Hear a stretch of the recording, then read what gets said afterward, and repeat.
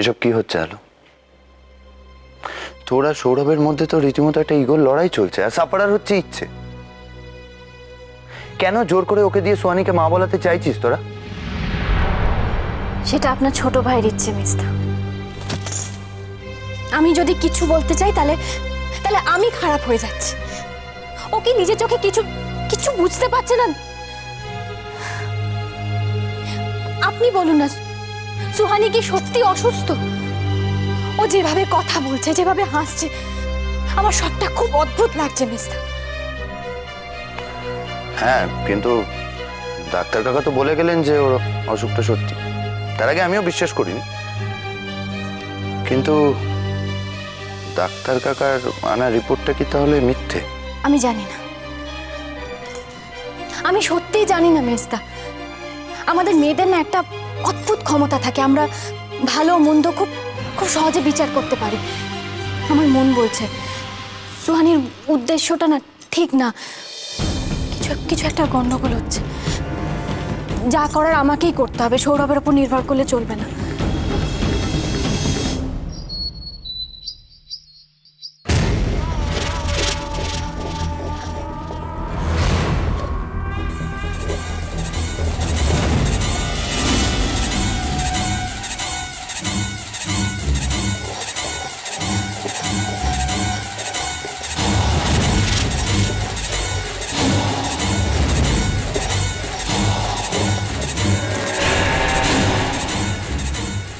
তুমি কিছু লাগবে?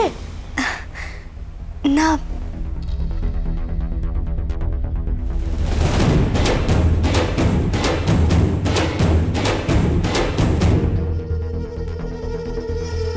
মা,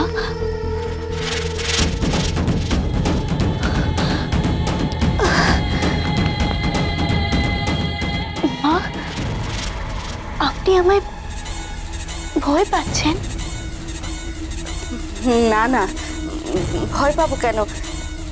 আসলে বড় বৌমা নেই তো বাড়িতে। তো তাতে কি হয়েছে মা? আমি আমি তো আছি। আপনি আমাকে বলুন না কি করতে হবে, আমি সব করে দেব। মাঝি, আপনি আমাকে ক্ষমা করে দিন। আমি জানি আপনাদের কারোর আশীর্বাদ না নিয়ে আমি এ বাড়ির ছেলেকে বিয়ে করেছি, আর তাই তাই ভগবানজি আমাকে আজকে এই শাস্তি দিচ্ছে।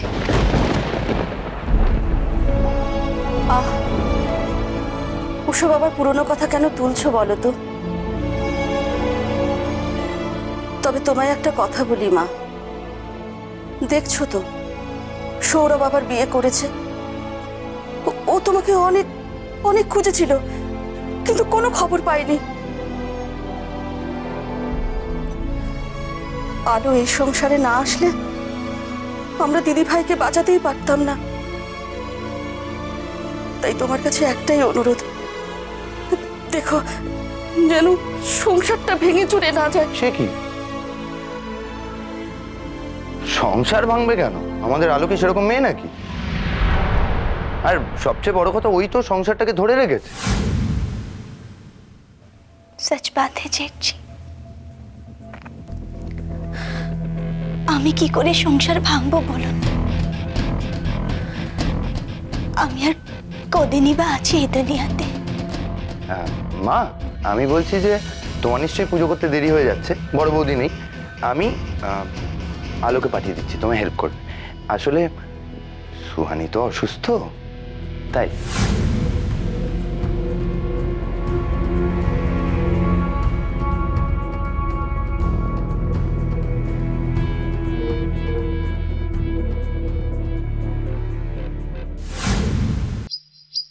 কোথাও বেরোচ্ছ নাকি? না মানে এত সকাল সকাল বড় বৌদি বাড়িতে নেই তো।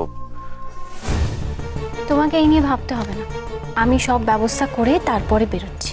সব কোথায় যাচ্ছ সেটা তো বলবে আমাকে। একটু দরকার আছে সৌরভ। হ্যালো,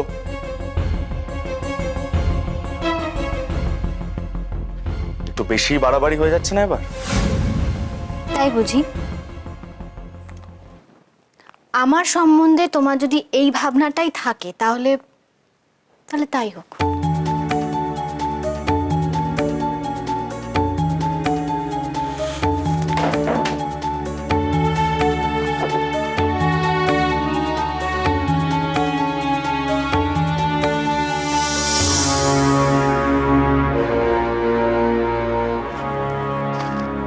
কি হলো?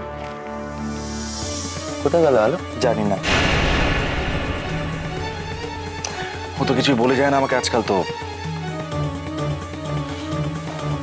আচ্ছা মেজদা, এতই যখন ওর অসুবিধা সুহানির এ বাড়িতে থাকা নিয়ে, তাহলে সেটা নার্সিং হোমে বললো না কেন?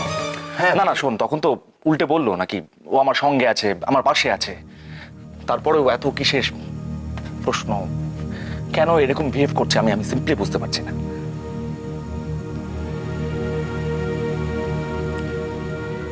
তুই একটা কথা বলবি আলোকে? কি? না দেখ, মানে ও তো সব থেকে বেশি তোর কথা শোনে। আমার আর সুহানির বিয়ে হয়েছিল, আমাদের ভালোবাসা সন্তানও রয়েছে। হ্যাঁ এটা ঠিক যে আমাদের সম্পর্ক এখন আগের মতন নেই। মেজদা, আমার সন্তানের মা মৃত্যু শয্যায়। এরপরেও কি আমি পুরনো কথাগুলো মনে রাখবো? তুই বুঝতে পারছিস না শোন, আলো কিন্তু খুব কষ্ট পাচ্ছে।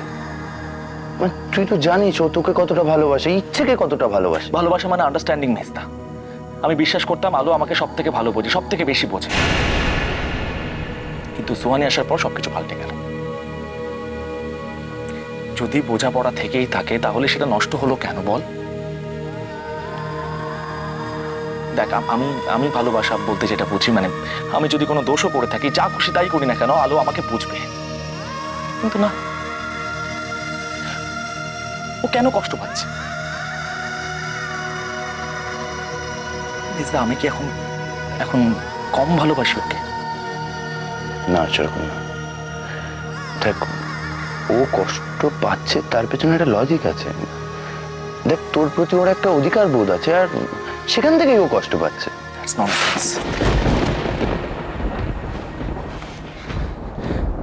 মেজদা, ও নিজে যেখানে বলেছে ওর অধিকার নাকি আমি কখনো কাটতে পারবো না, সেখানে ও যদি নিজে এত অস্থির হয়ে পড়ে তাহলে আমার অবস্থাটা কি হয় ভাব। সৌরভ, ও চেয়েছি, সরি ডিস্টার্ব করলাম না? না না, ডিস্টার্ব করোনি, তোমরা কথা বলো। চললাম।